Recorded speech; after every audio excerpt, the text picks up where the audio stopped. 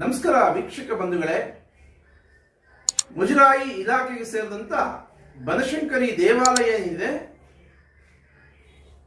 ಅಲ್ಲಿನ 3 ಜನ ಸಹಾಯಕ ಅರ್ಚಕರು ಕಳೆದ 4 ವರ್ಷಗಳ ಹಿಂದೆ ಅಧಿಕಾರಿಗಳ ಭ್ರಷ್ಟಾಚಾರದಿಂದ ದೇವಾಲಯದ ಒಳಗೆ ವಾಮ ಮಾರ್ಗದಲ್ಲಿ ಆದೇಶ ಮಾಡಿಸಿಕೊಂಡು ದೇವಾಲಯದ ಒಳಗೆ ನುಸುಳಿದ್ರು.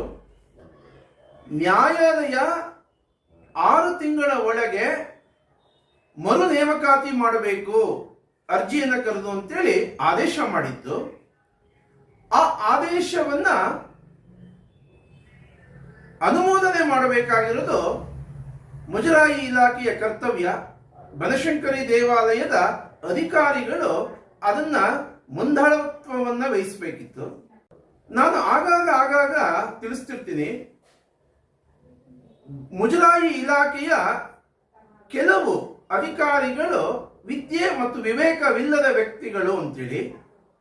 ಅದರಲ್ಲೂ ಬನಶಂಕರಿ ದೇವಾಲಯಕ್ಕೆ ಯಾರು ಬರ್ತಾರೆ ಅವರಿಗೆ ವಿದ್ಯೆ ಇಲ್ವೇ ಇಲ್ಲ ಅಂತ ಅನ್ನೋದನ್ನು ಸಾಬೀತು ಮಾಡಿದ್ದಾರೆ. ಇವತ್ತು ಬನಶಂಕರಿ ದೇವಾಲಯದ ಅಧಿಕಾರಿಗಳೇನಿದ್ದಾರೆ, ನಿನ್ನೆ ದಿವಸ ಪತ್ರಿಕೆಯಲ್ಲಿ ಆ ನೇಮಕಾತಿ ಬಗ್ಗೆ 3 ಜನ ಅರ್ಚಕರು ಬೇಕು ಅಂತೇಳಿ ಪತ್ರಿಕೆಯಲ್ಲಿ ನೇಮಕಾತಿಯನ್ನ ಅರ್ಜಿ ಆಹ್ವಾನಕ್ಕೋಸ್ಕರ ಆ ಪತ್ರಿಕೆಯಲ್ಲಿ ಹಾಕಿದ್ದಾರೆ. ಎಂತ ದುರ್ದೈವನ್ರಿ! ಇವರ ಮಾನಸಿಕತೆ ಏನು? ಕೇವಲ ದೇವಾಲಯದ ಅರ್ಚಕರಿಂದ ಮತ್ತು ಸೀರೆ ಚಿನ್ನಗಳನ್ನ ಕಳ್ಳತನ ಮಾಡೋದ್ರಲ್ಲಿ ಅಥವಾ ಕಳ್ಳತನ ಮಾಡಿಸುವುದರಲ್ಲೇ ತಲೀನರಾಗಿರುವಂತ ಈ ಅಧಿಕಾರಿಗಳು ಅರ್ಜಿ ಆಹ್ವಾನ ಮಾಡಿದ್ದಾರೆ. 3 ವರ್ಷಗಳಿಗೆ 3 ವರ್ಷ 13 ದಿವಸ ಅರ್ಜಿ ಆಗ್ತಾನೆ ಇರ್ಬೋದು. ಶೈವಾಗಮ ಪ್ರವರ ಪರೀಕ್ಷೆ ಏನಿದೆ ಅದಕ್ಕೆ ಕರ್ನಾಟಕದ ಎಲ್ಲ ವಿದ್ಯಾರ್ಥಿಗಳು, ಅರ್ಚಕ ಬಂಧುಗಳು ಅರ್ಜಿ ಆಹ್ವಾನ ಕರೆದಿದ್ದಾರೆ, ಅರ್ಜಿ ಹಾಕಬೇಕು. ಬನಶಂಕರಿ ದೇವಾಲಯದಲ್ಲಿ ಯಾವ ಅರ್ಚಕರನ್ನ ಹೊರಗಡೆ ಹಾಕಬೇಕಿತ್ತು ಅವ್ರನ್ನ ಇವತ್ತು ಕೂಡ ಕೆಲಸ ಮಾಡ್ತಿದ್ದಾರೆ.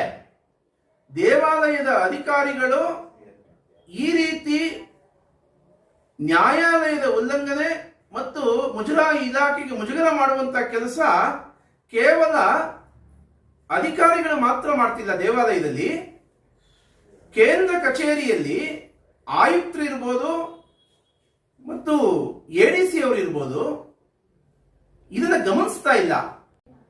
ಈ ಆದೇಶವನ್ನು ನೋಡ್ತಿದ್ರೆ, ಈ ಪತ್ರಿಕೆಯಲ್ಲಿ ಹಾಕಿದ್ದಾರೆ, ಇದನ್ನು ನೋಡ್ತಿದ್ರೆ ಎಲ್ಲೋ ಏನೋ ವ್ಯತ್ಯಾಸ ಆಗ್ತಿದೆ.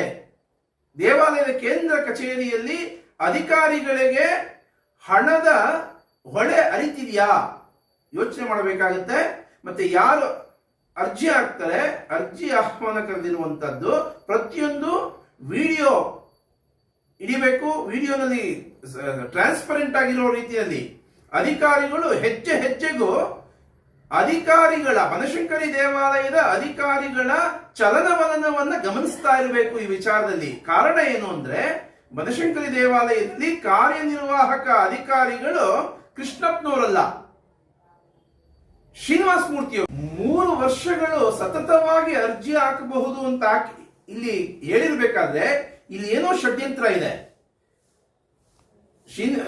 ಕಾರ್ಯನಿರ್ವಾಹಕ ಅಧಿಕಾರಿಗಳಿಗೆ ಶ್ರೀನಿವಾಸ ಮೂರ್ತಿ ದಾರಿ ತಪ್ಪಿಸ್ತಿದಾರೋ ಅಥವಾ ಇವರಿಬ್ಬರ ಷಡ್ಯಂತ್ರದಿಂದ ಕೇಂದ್ರ ಕಚೇರಿಯಲ್ಲಿರುವಂತಹ ಅಧಿಕಾರಿಗಳು ಇದಕ್ಕೆ ಪೂರಕವಾಗಿ ಕೆಲಸ ಮಾಡ್ತಿದಾರೋ ಆಯುಕ್ತರು ಗಮನಿಸಬೇಕು.